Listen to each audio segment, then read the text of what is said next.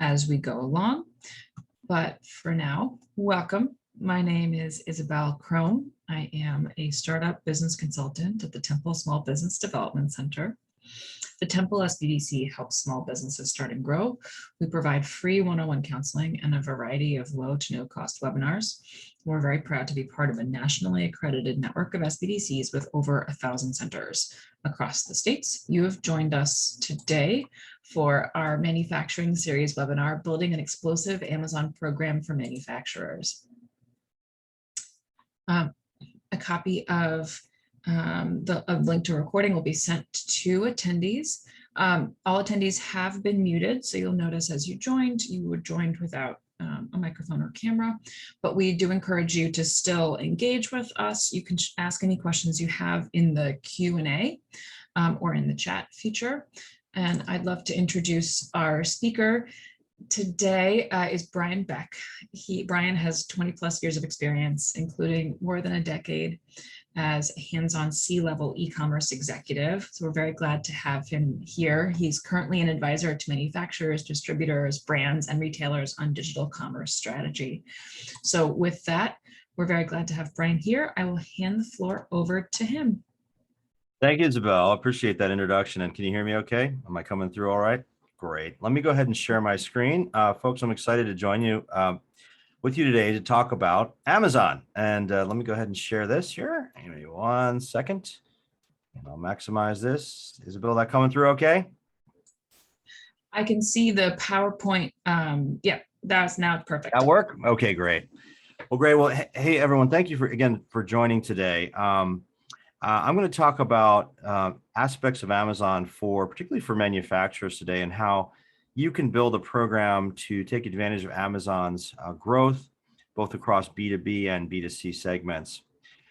So before I go much further, just again, thank you, Isabel, for that nice introduction. I am a longtime e-com guy, just means I'm old. Been in the field for about 20 years, actually 22 years now. I spent much of my career as an operator. I was head of e-commerce at a number of companies in both consumer and to some degree business to business. I am and have managed Amazon programs everywhere I've been. I've both competed with Amazon as well as sold successfully on Amazon with companies like PacSun, Pacific Sunwear of California in the apparel industry, Harbor Freight Tools, you might know, and then some earlier stage companies as well. I'm also the author of a book called $1 Billion B2B E-commerce. It's right here on the right-hand side. If you put a .com at the end of the name, you can find out more about the book. And in that book, I have a whole chapter where I talk about Amazon for B2B companies, but there's also a lot of crossover to consumer as well. If you, this, by the way, is being recorded today, and you will have access to a copy of this deck.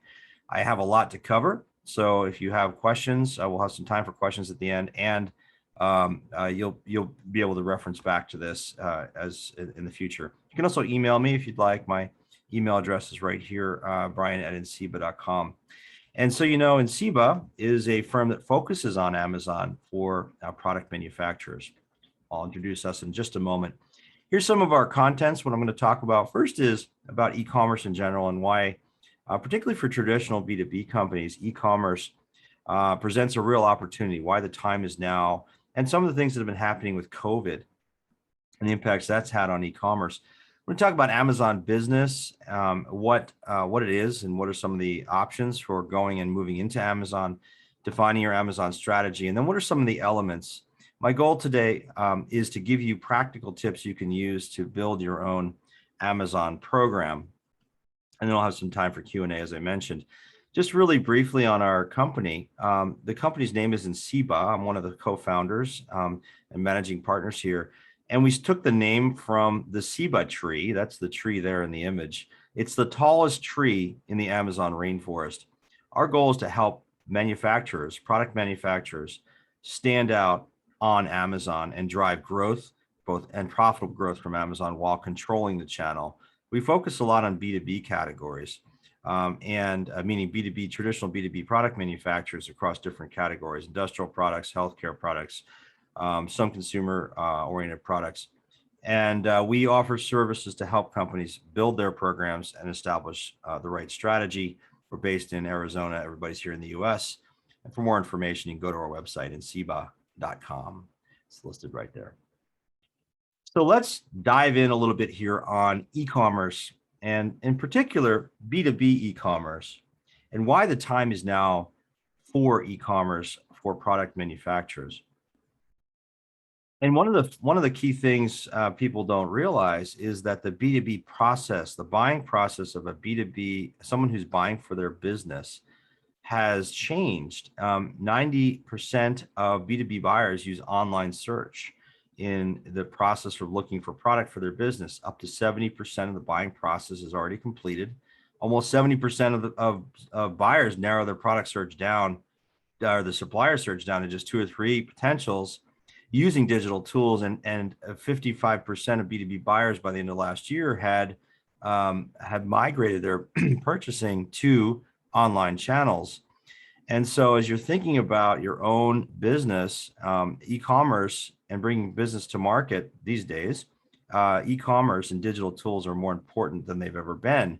And why is this the case? When we think about people buying for their businesses, it's less expensive for the seller of a product, you as a product manufacturer, and it's more convenient for the buyer to make purchases through e-commerce.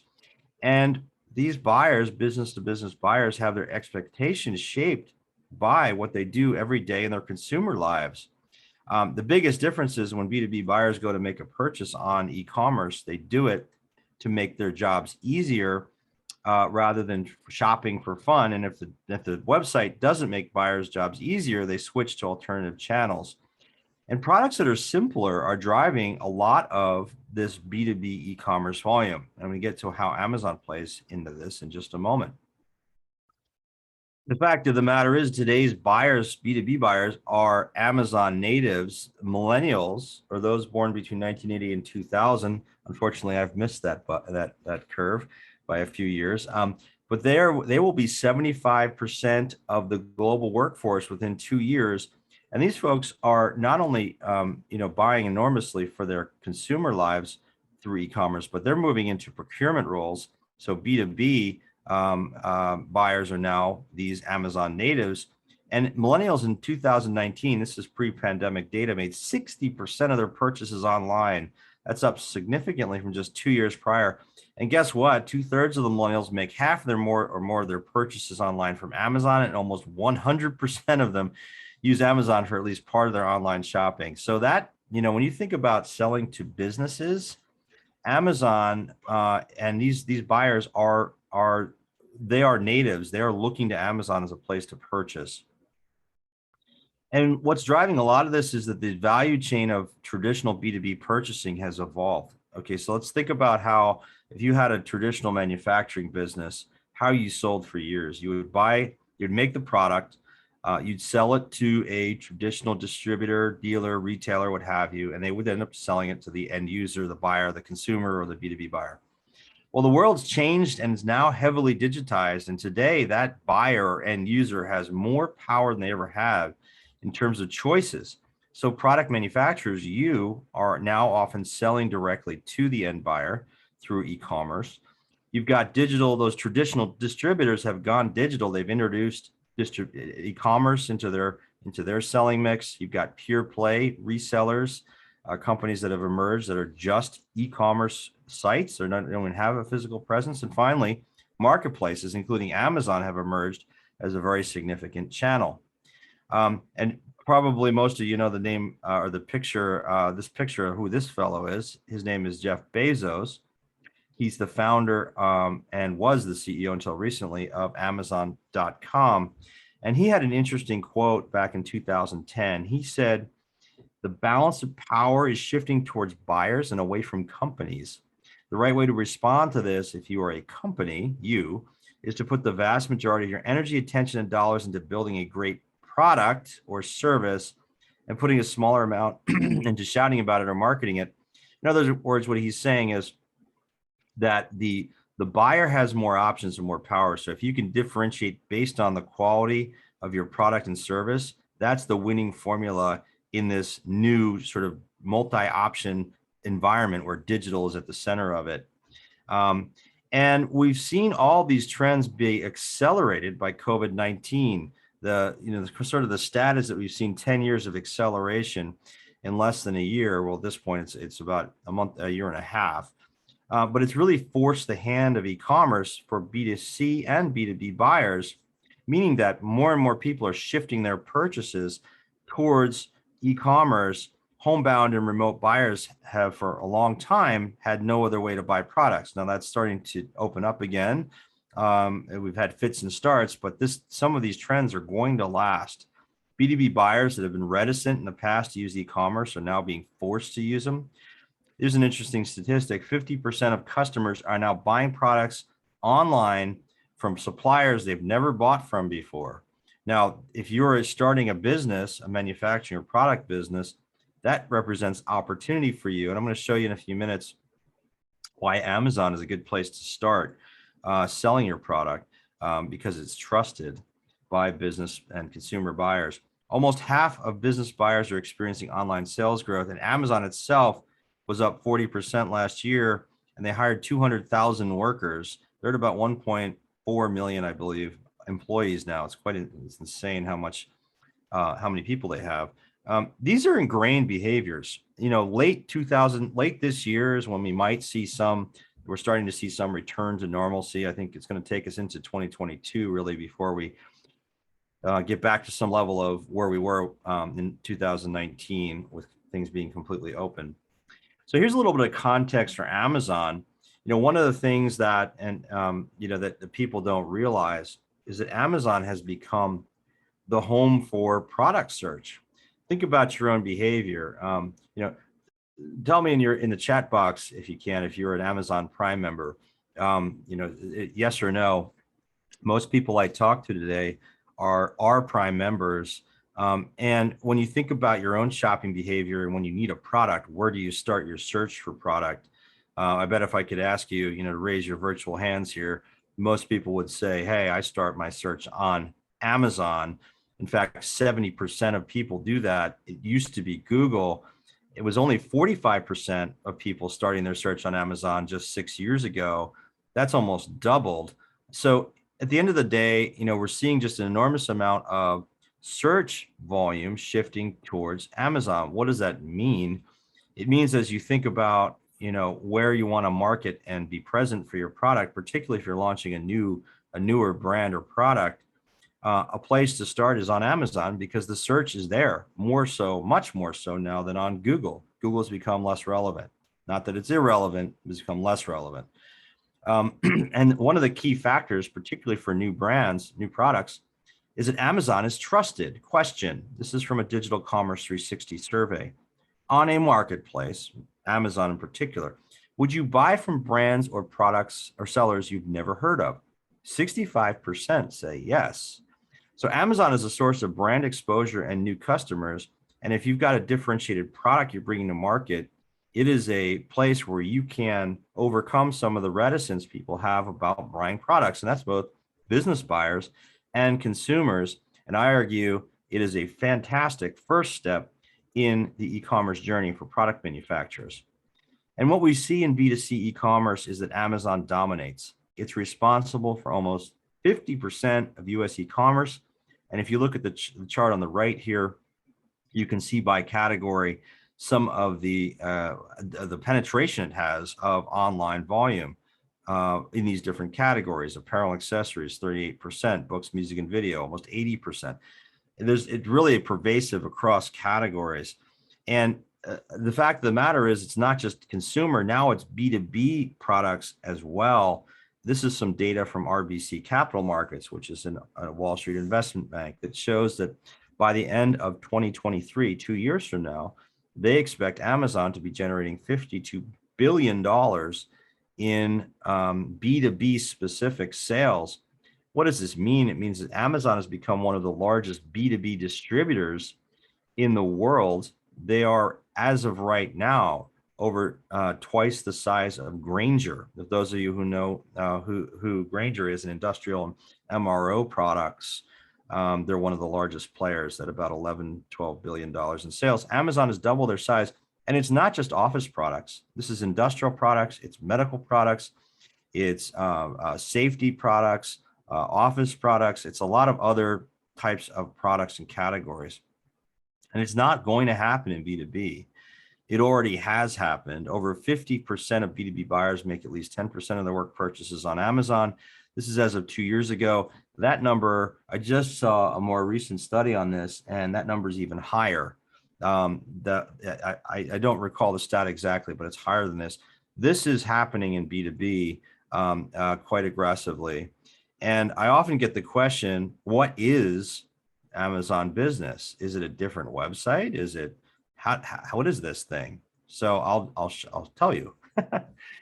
So Amazon in 2012, I'll tell you a little story here. In 2012, Amazon launched something called Amazon Supply. Now, Amazon knew that there was a lot of demand for e-commerce in B2B channels all the way back in the early 2010, 11, 12 timeframe. They saw businesses buying on their platform and through their consumer accounts, and they decided they wanted to tackle the B2B segment. So they launched a separate website called Amazon Supply, and it was a business assortment. It was similar to Amazon.com in some ways, but it was a separate site. And they did a number of things there to drive volume to it, but it didn't work. It didn't succeed.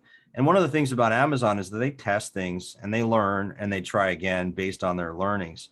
They're not afraid to try things. Of course, they have the pocketbooks to do it, but they learn from that mistake, some of the mistakes there, and they relaunched in 2015 something called Amazon Business. And they did it on the same website. So Amazon Business is not a different website. It's the same site as Amazon.com. But if you log into Amazon, you register as a business on Amazon.com, for a business account, you show a business license, et cetera, you can then access features and functionalities which are specific to Amazon Business. That includes special business pricing on products, access to features such as buying on terms from Amazon. There's a number of things that are different. The other thing that's different about Amazon Business is that they now have people in the field recruiting buyers, big institutional buyers like Stanford University and municipal and state governments. And they also have people on the sell side actually talking to manufacturers like you about bringing their assortment into Amazon. Some of you may have spoken to them. So they put people in the field, and that's one of the biggest differences between Amazon Supply and Amazon Business, is they learned in the B2B category, you need to have that people element. So they have teams in the field, as I mentioned, they're building the buyer base and the assortment base. They have tools specifically for business buyers, purchase permission setting, buying on terms, spend management tools. You can request a quote as a buyer through Amazon from suppliers. They have pricing tools, so you can offer bulk discounts if someone wants to buy 3 pallets of something from you. They have Business Prime, so as a business account holder, you have special business benefits through Prime. They're integrated to, now it's over 100 procurement systems. So big corporate entities, if you list your products through Amazon Business, your products can show up in those side of those procurement systems. That would take an enormous amount of time and effort for you to do that on your own. However, if you're integrated here, you can present your product. You can set up specific business seller profiles. You can offer quality and diversity credentials. In other words, if you're a women-owned business, minority-owned business, a veteran, et cetera, there's other criteria you can list, and your product will show up in searches that are limited to those types of products. So if you think about big corporate buyers, they have certain diversity credentials they need to fill for their procurement, for their business buying. You can show up in those searches if you are certified for those criteria. And finally, you can add enhanced content. This is stuff you can do that goes beyond Amazon, standard Amazon. And I like to think about Amazon Business and Amazon in general as a good first step for product manufacturers to launch into their own e-commerce. And why is that? It's because of several reasons. One is that the cost of launching an Amazon program is significantly lower than identifying your own e-commerce platform site, driving traffic to it through digital marketing like Google, email, et cetera. and just the overall technology and people investment required to do that. Amazon also presents a faster time to market. You can be up and running with an Amazon program versus your own e-commerce site in months. It can be 1 month, 2 months to get an Amazon program going. Could be less even if you're really nimble and have a limited product assortment. Typically, it takes 3 to 6 months at least to launch your own e-commerce effort. If you're a more complex, larger organization, it can take more than a year to 2 years to do it. It also allows you, Amazon, to, as you're preparing content, product data, photography, etc., for Amazon, you can also reuse that for your own e-commerce site. And finally, it builds your competency around e-commerce. It builds your confidence, it builds your capabilities. But ultimately, I argue in my book and here that it ought to be a part of a broader e-commerce strategy for your business. It's not the only part of an e-commerce strategy. So what are your options as it relates to unique Amazon strategy? How do you get started? Well, I do believe very strongly that for manufacturers, it does need to be a part of your digital strategy. Amazon does. It can't be ignored. And it's for the reasons I cited earlier. I don't know if any of you, if anyone should put in the chat if you've read this book, good to great. But it's this is a fantastic book by Jim Collins, 2 years old now. It talks about why companies exceed their peers in terms of their success in the market, enterprise value, revenue growth, et cetera. And one of the things he talks about is confronting the brutal reality of your situation. And so, brutal reality is that's a tough word, but what he's really saying is recognize that, the buyer, the consumer and business buyer, their behaviors have shifted towards Amazon. And this is something that I believe is really representative of just a shift in buyer behavior. And if your company, manufacturers, differentiates on products, as most manufacturers do, this is simply a channel shift. So I hear about, hey, I'm worried about Amazon entering my business. I hear about them launching their own product, private label. Yeah, that's true. They do that.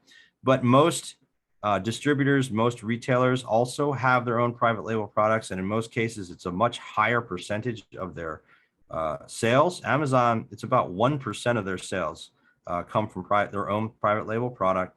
And they generally look at highly commoditized product categories where there's a lot of volume to bring it what they would consider a better volume to their, or better value to their customer. So you as a manufacturer, if you do have a differentiated product offering, you, I believe, will be able to succeed here, and it really represents a change in buyer behavior. And if you're a distributor, which I don't think we have any distributors on the line, I do believe it's important to learn from Amazon. At minimum, though, product and brand control is important, and there's multiple ways to tackle this. Remember, think about this as an Amazon, as a shift in searches and where people are looking for product. So you have 3 options the way I think about Amazon and advise companies. I'm getting a little bit of background noise. It sounds like someone's off mute. If you wouldn't mind muting yourself, that would be great. Thank you. Number 1 is controlling your brand. So I argue that every manufacturer and brand should maintain control in Amazon of their brand. And there's something called Amazon Brand Registry, which you can use to do that. It is if you have a trademark, US or in some cases international trademark, you can register your brand, and that allows you to have control over the content in Amazon on both your brand content and your product content. The second option you have from a strategic standpoint is selling directly on Amazon. There's 2 ways to do that. I'll go into that in just a moment. And this can be used by brands and manufacturers as well as distributors to sell product. The third option you have is what's called control with leveraging resellers. So if you have existing resellers that have capabilities on Amazon, they're good at it, you can give them rights to sell your product on Amazon while also controlling your product and brand content.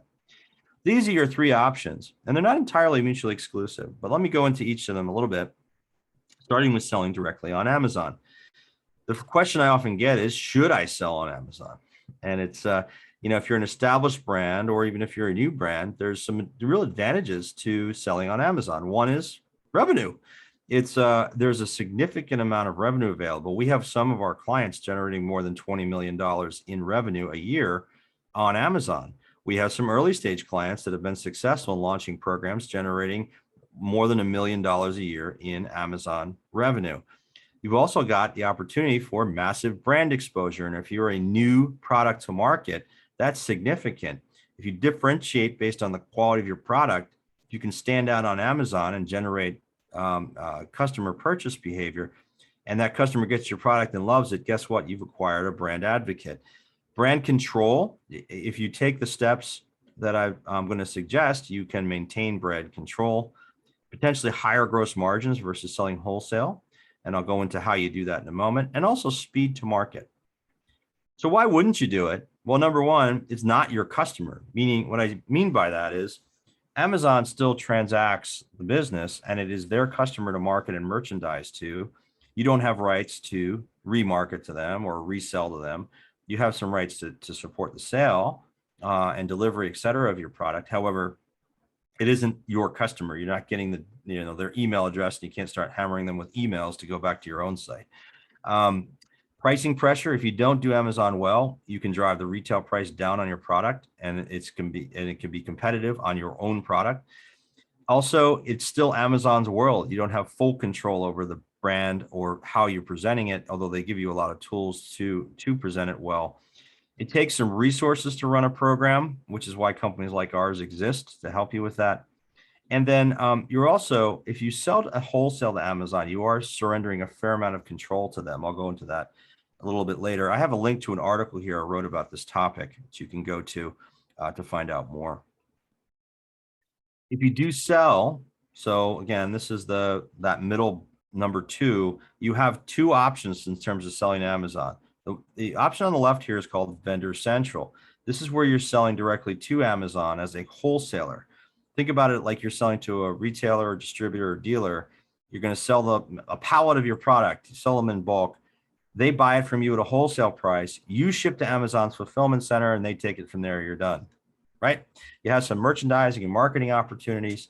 And this is also called, by the way, first party or 1P, Vendor Central. That's on the left. On the right, we have something called Seller Central. This is also called 3P or third party.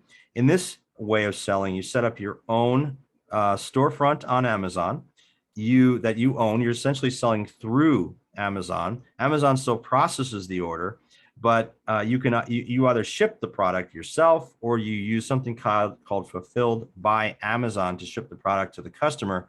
You still have merchandising and marketing opportunities, but a lot of our clients, manufacturers, and B2B companies we see in the industry are moving in this direction, and there's reasons for that. The principal ones are price control, brand control, and higher profitability. So usually this results in a much higher profit at the net level for you. So Amazon 3P selling, it's your storefront. It gives you control. You manage also the inventory, brand content, et cetera. And you can maintain Prime eligibility. I'll talk more about that in a moment, using Fulfilled by Amazon, which is where Amazon fulfills the order for you. You store it in their warehouse. You capture the full retail price. There's a number of things you have to control here. So it's more work than 1P. The other thing I'll tell you is that in the 1P or Vendor Central side, the left-hand side, you have to be invited to sell that way. So there's another wrinkle there. If you haven't been invited to sell that way, people may sometimes start in 3P, and if you want to sell 1P, you may be invited as you build your volume in 3P. So an alternative, and this is really number 3 on that slide I showed a moment ago, is something called the Amazon Business Playbook. And what you're doing, this is actually something Amazon publishes. And what they talk about here is you taking one of your resellers and allowing them to be the authorized seller, or several of your resellers, allowing them to be the reseller on Amazon while you control the content. I'm not going to go through this whole chart, but in essence, the flow is that you would set up your Amazon, you do your brand registry, set up your Amazon brand registry, then authorize 1 or 2 of your resellers who are good at Amazon, and they set up their own Amazon 3P account, and you authorize them to sell your products through it. And if you pair it with distribution and MAP agreements, MAP is minimum advertised price agreements, you can maintain control of the channel this way. It typically is not as profitable, and you don't really fully control it this way, but it is another alternative way if you didn't want to sell direct. So what are some of the things that you need to be successful on Amazon from a foundational perspective? The first step is really about assortment. Now, you can choose all or part of your line to sell on Amazon, but one of the key things I remind companies about is that you don't always know what'll sell. We've had many instances of companies listing a broad set of their product line on Amazon and selling products that don't sell well through other channels, but they sell well on Amazon. They're surprised. And so we encourage a test and learn approach here. Sell what is you reasonably can support in Amazon from an inventory perspective. We think that starting with a broader portion of your product line is better because you more of a chance to succeed on Amazon. This product here on the left, by the way, is an example of one of our clients, a company called Big Ass Fans. They make, well, big ass fans.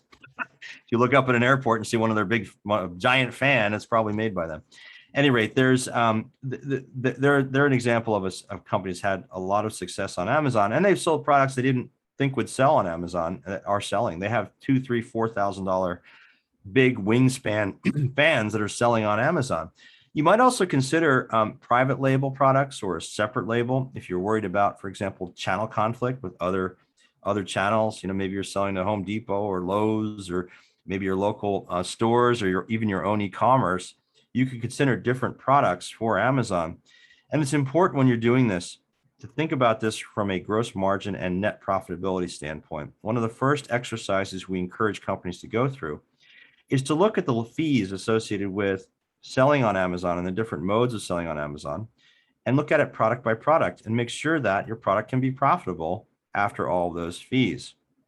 I'm going to give you some tools you can use for research. On the left here, one thing you want to look for is what types of products will succeed on Amazon, and you can look for and even develop products specifically for Amazon. And you can use tools such as Jungle Scout. There's a link here on the left. You can use to identify search volumes on products, competitive niches, where are competitors, existing products on Amazon, how much revenue are they doing? You'll be surprised to find that products that are in the top first page of Amazon results are generating often millions of dollars in revenue. Merchant Words is another site tool you can use to look at search volumes. To understand profitability, Amazon has a calculator attached to its Seller Central program, where you can look at Amazon fulfillment fees, commissions, compare them with your own fulfillment costs. You do need to have an Amazon 3P account to use this. That costs $40 a month. You can, I suggest, if you're serious about Amazon, go get yourself an account, and you can use this tool to then research your costs. Great content is critical on Amazon. So we have, this is another example from Big Ass Fans. And by the way, Alice asked a question. Are you going to receive a copy of the PowerPoint? Yes, Alice, we will send this to you. So you'll have all of this for reference after the webinar is finished. This is another example of from Big Ass Fans. And, you know, at the end of the day, content is really important on Amazon. This is your virtual salesperson in the Amazon world. And you need to have descriptive titles with benefits listed about the product. Great images are really important, detailed descriptions. You need to be generating product reviews. So Amazon provides a couple of tools for that. One of them is called Amazon Vine, V-I-N-E. You should check that out. If you just put into Google the word Amazon Vine, you'll find out all kinds of information about it. And then Amazon Prime eligibility is critical. I'll go into more on that later. But you need to spend time on your content for Amazon to be successful. So the other element that Amazon provides you is brand tools. This is another client of ours. They're called Charlotte Pipe. They make pipe. They're a manufacturer of pipe, PVC pipe, used in a lot of B2B applications. They also have some consumer products. At the end of the day, Amazon, if you have a good foundation of brand control, meaning you have trademarks, IP protections, intellectual property protection, and trademarks, distribution agreements. In other words, if you're thinking about where and how people can sell your product on the internet, if you're just starting as a manufacturer, you may want to establish those things right away as you start selling to your channels, meaning your other retailers, distributors. You can then use those foundational elements to manage your Amazon program. Number one is using what's called Amazon Brand Registry. There's a link to it here. If you have a trademark, you go into Amazon, you register your trademark in Amazon, which gives you some rights to control the content. You can also put up storefronts. You can see the example here on the left from Charlotte Pipe of a storefront. And this helps you to communicate the story of your brand, why your product is different, why should people buy your product. There's also something called enhanced brand content. And what enhanced brand content allows you to do is on the product listing page itself, talk about your product differentiators in greater depth. If you go to a product page on Amazon, I don't think I have an example in this deck, but if you go to a product page and, after this webinar, do a search for your product type on Amazon. Some of the products showing up at the top of the search results will likely have this thing called enhanced brand content. When you scroll down that product page, you'll see all kinds of brand information, differentiation about the product. It says from the manufacturer. That's enhanced brand content, and that's something that you should take advantage of for your brand on Amazon. You also want to make sure you're monitoring for fraud, fraudulent listings and products as you build your volume on Amazon. It's important to look for that because there are, unfortunately, some bad actors in the Amazon world trying to take advantage of all this volume that Amazon has built. And then finally, I talk about building or balancing Amazon in your site. So at the end of the day, look, if you're trying to build a brand and you want to launch your own e-commerce, you want to balance the value of Amazon, which I think has tremendous value to manufacturers, but also think about your own site and doing some things differently there, where you can encourage folks to, when they land on your site, to engage. That can be things like product content. How do you use your product?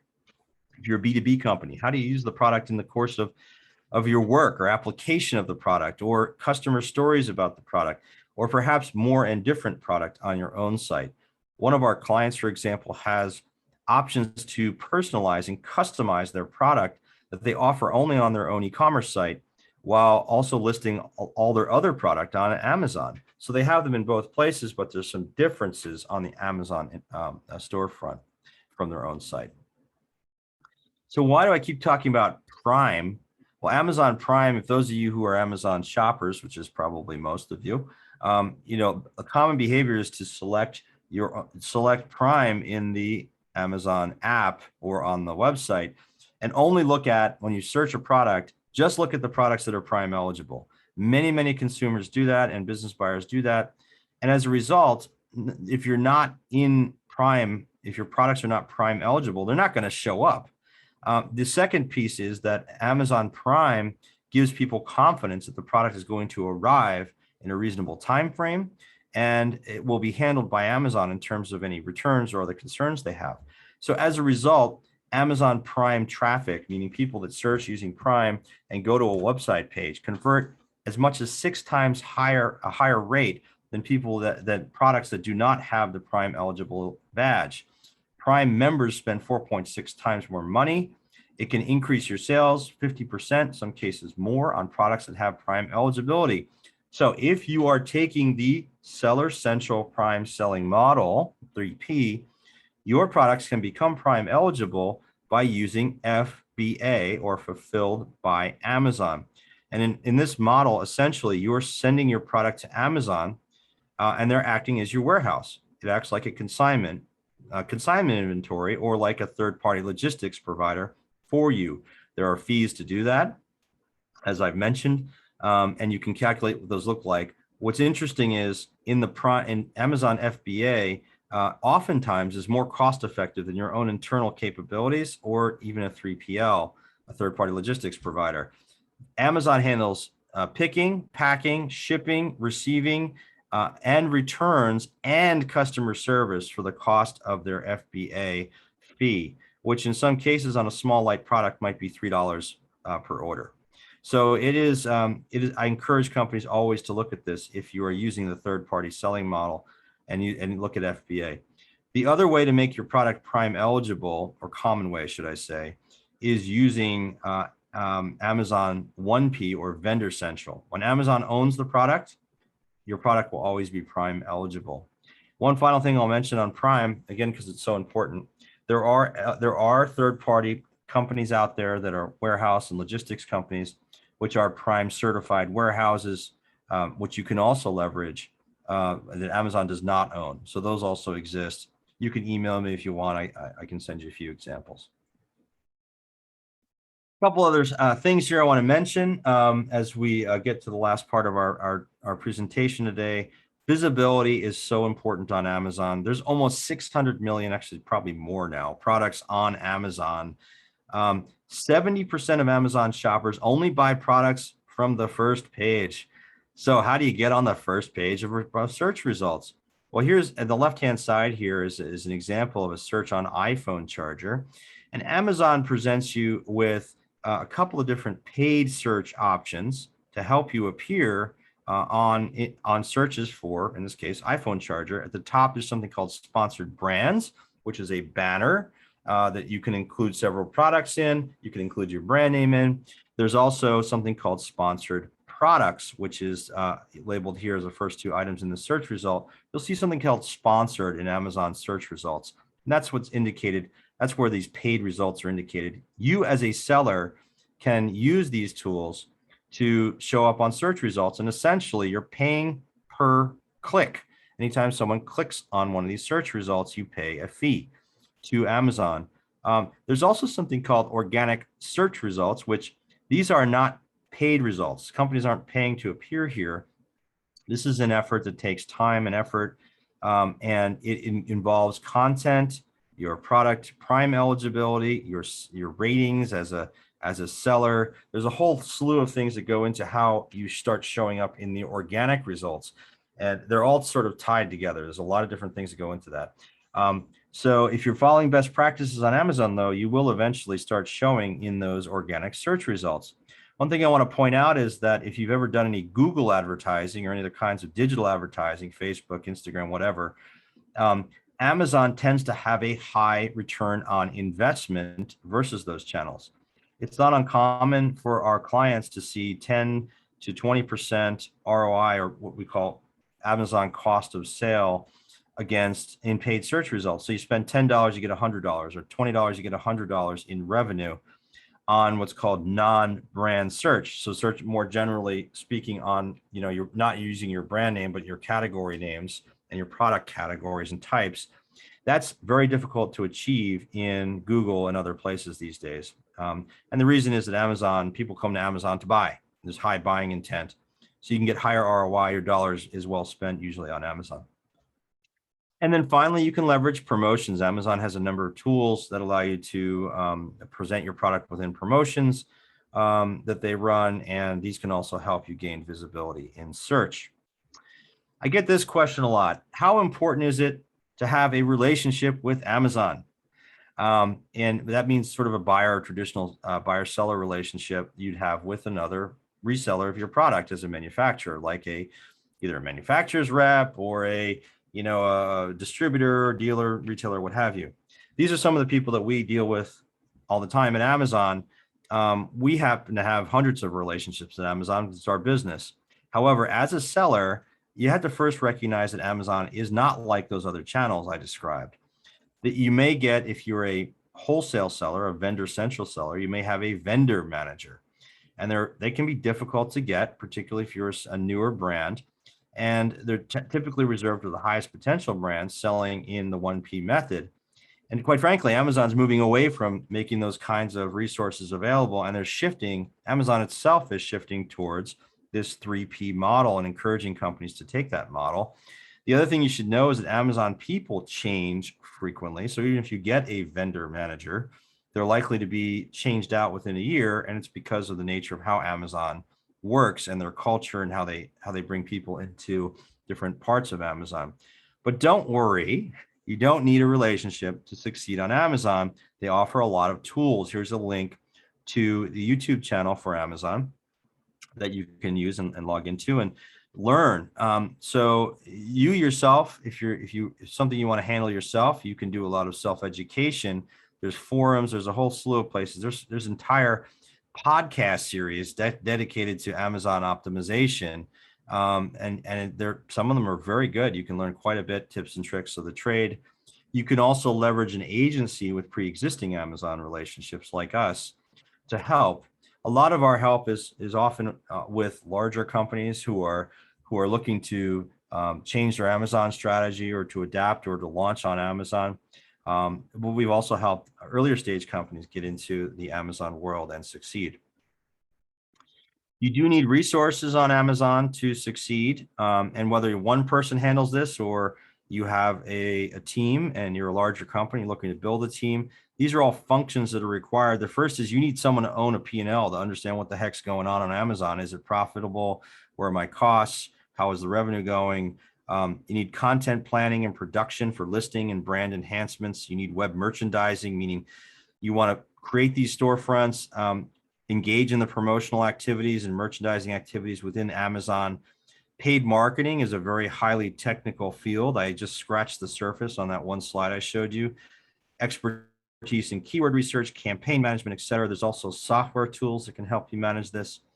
And then finally is operational planning and execution. Here we're talking about, stock planning for Amazon, making sure you have maintaining your seller health. You're watching out for other resellers. You don't want to be selling your product on Amazon, also for counterfeit products. So there's a whole operational aspect of Amazon as well. These are all the things we help our clients with. When a company engages with us, typically they're mainly handling the leadership portion of this, meaning the P&L and being an interface on everything else, like content and everything else. And we're taking the assets they give us and bringing them to life on Amazon, and we're doing the forecasting and paid search management. So a couple of key takeaways, and we'll have a few minutes for questions.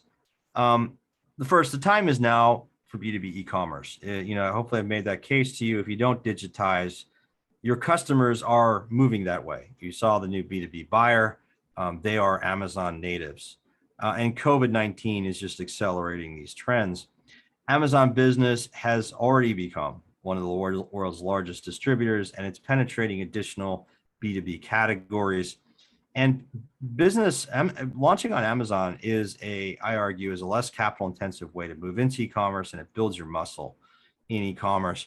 And there's multiple options. So those three options I gave you, they're also not mutually exclusive. We work with manufacturers that may sell to Amazon directly, have their own 3P account. So they're taking both 1P and 3P approaches. So you can have a hybrid approach, and they might be authorizing distributors on the channel. So some companies blend all these approaches, and they might vary it across different product categories and brands that they own, for example.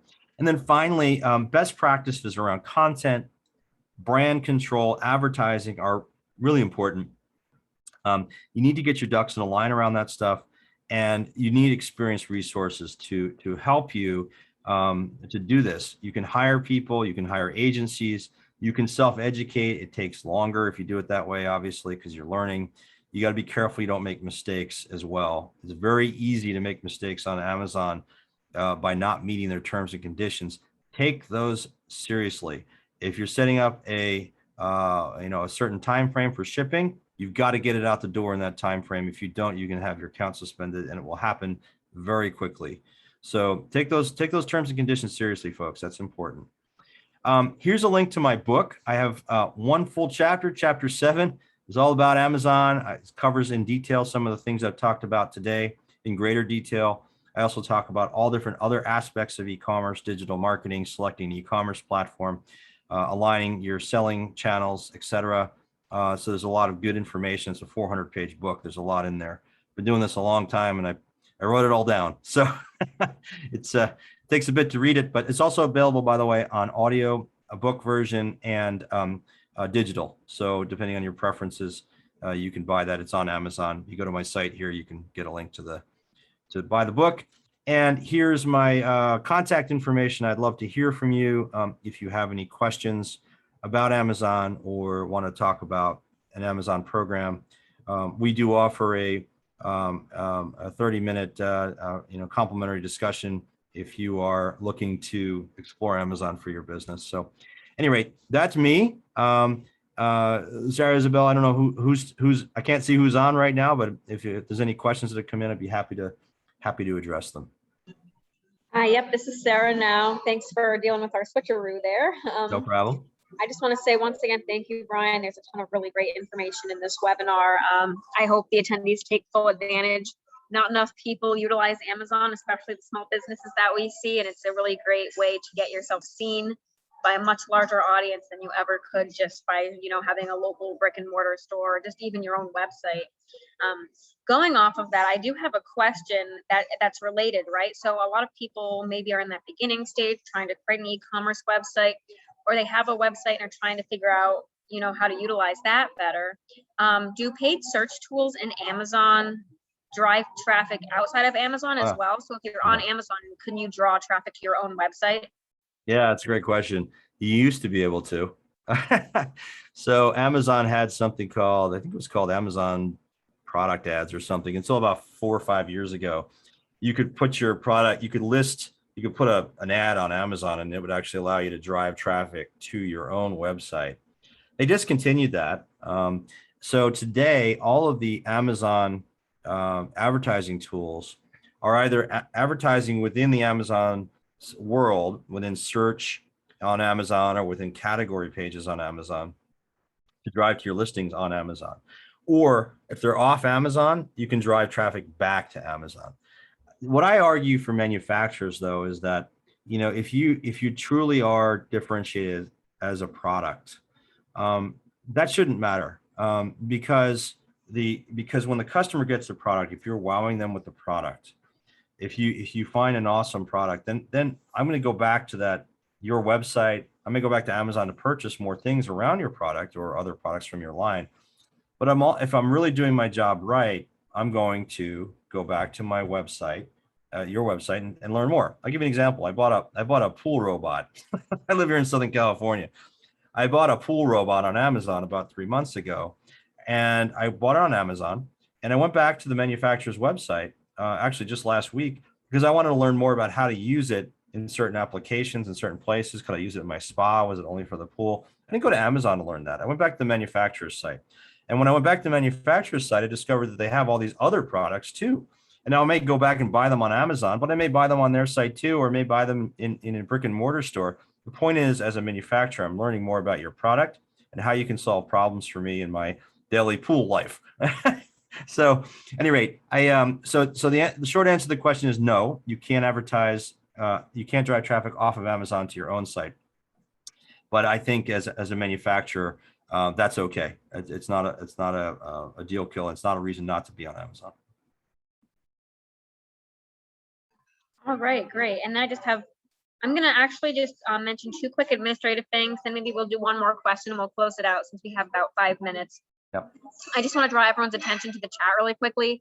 I think everyone on the call has been with us before. There might be a few new names there, but I just want to say that, once again, we do thank you for taking your time to be with us.